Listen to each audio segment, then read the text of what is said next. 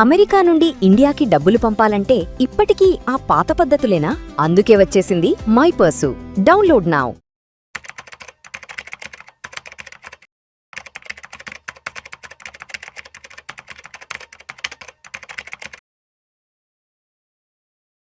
ప్రేక్షకులకి మీ రామచంద్రమూర్తి నమస్కారాలు. ఇవాళ ఈ వీడియోలో మనం ఇండియాలో ఉన్న leading 2 exchanges BSE and NSE వీటి గురించి మనం క్లియర్గా తెలుసుకుందాం.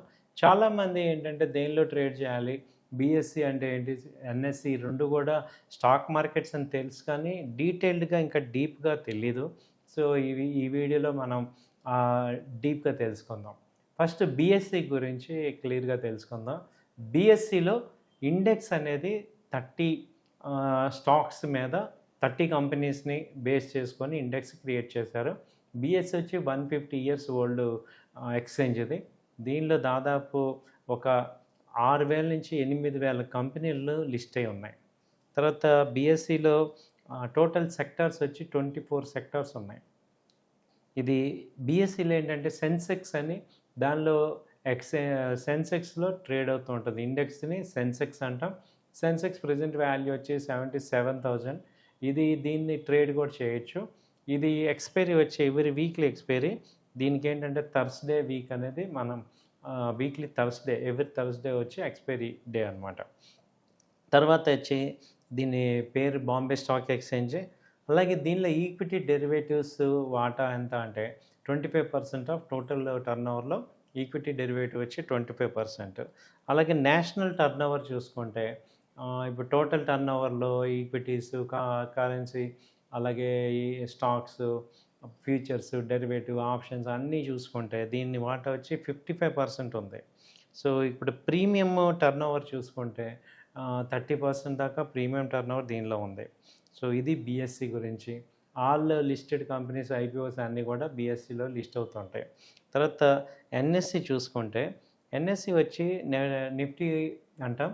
ఇది టాప్ 50 కంపెనీస్ ఇండెక్స్ కలిపితే నిఫ్టీ అని వస్తుంది. అలాగే నిఫ్టీ వచ్చి 13 సెక్టర్స్ మేజర్గా ఉన్నాయి. దీనిలో సెక్టర్స్ అన్నీ కూడా 13 ఉన్నాయి.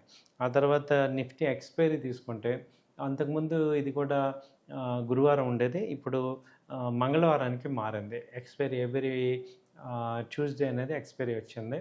అయితే ఏంటంటే ఇది నిఫ్టీకి కూడా వీక్లీ ఎక్స్పైరీ ఉంది. ఆ తర్వాత చూసుకుంటే నిఫ్టీ ఎన్ఎస్సి అంటే నేషనల్ స్టాక్ ఎక్స్చేంజ్ అంట. దీని ఈక్విటీ డెరివేటివ్ వాల్యూమ్ 75% దీనిలో ఉంది. అలాగే నేషనల్ టర్న్ ఓవర్లో చూస్తే 44% దీని ఉంది. టోటల్ ప్రీమియం టర్న్ ఓవర్లో 80% దాకా ప్రీమియం టర్న్ ఓవర్ అంతా దీనిలోనే ఉంది. సో ఇప్పుడు 2 ఎక్స్చేంజెస్ చూసుకుంటే ఇండియా వచ్చి ఇప్పుడు 5th లార్జెస్ట్ ట్రేడింగ్ ఎక్స్పోజర్ ఉంది. సో అంతకుముందు మొన్న మధ్య తైవాన్ బీట్ చేసింది. లేకపోతే స్టాక్ ఎక్స్చేంజ్లో చూసుకుంటే 5th స్టాక్ ఎక్స్చేంజ్. అలాగే ఇండియా ఇది వరల్డ్ వైడ్గా చూసుకుంటే ఎన్ఎస్సి కానీ టర్న్ ఓవర్స్ చాలా ఎక్కువ, డెరివేటివ్స్ టర్న్ ఓవర్ కానీ ఎక్కువ. అలాగే మనకి ఇంకొక ఎక్స్చేంజ్ ఉంది ఎంసీఎక్స్, మల్టీ కమోడిటీ ఎక్స్చేంజ్. అది మెటల్స్ని ట్రేడ్ చేస్తూ ఉంటుంది. గోల్డ్, సిల్వరు, ఈ క్రూడ్ ఆయిల్, న్యాచురల్ గ్యాస్ ఇవన్నీ కూడా అక్కడ ట్రేడ్ అవుతూ ఉంటాయి. అది కూడా మంచి రికగ్నైజ్డ్ ఎక్స్చేంజ్. సో వాటిల్లో ఎక్స్పైరీ వచ్చి మంత్లీ ఎక్స్పైరీ ఉంటుంది, వీక్లీ ఎక్స్పైరీస్ ఏమి ఉండవు.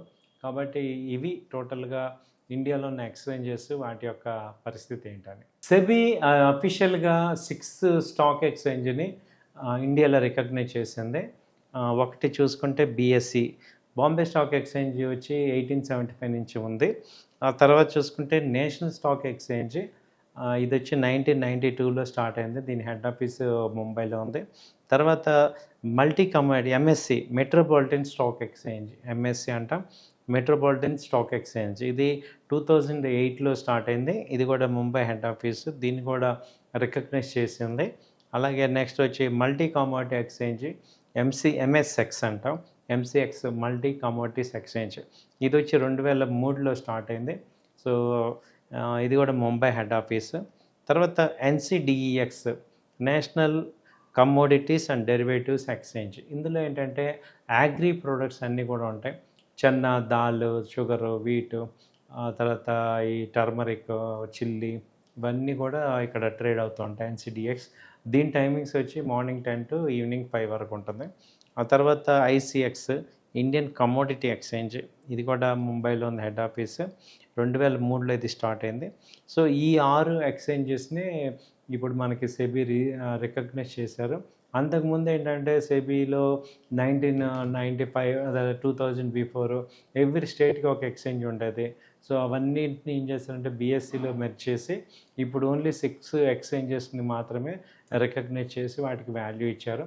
కాబట్టి ఏంటంటే మనం కూడా ఈ 6 ఎక్స్చేంజెస్లోనే ట్రేడింగ్ కానీ లేకపోతే ఇన్వెస్ట్మెంట్ కానీ స్టాక్స్ కానీ తీసుకోవచ్చు అనమాట. థ్యాంక్ యూ అండి. నమస్తే.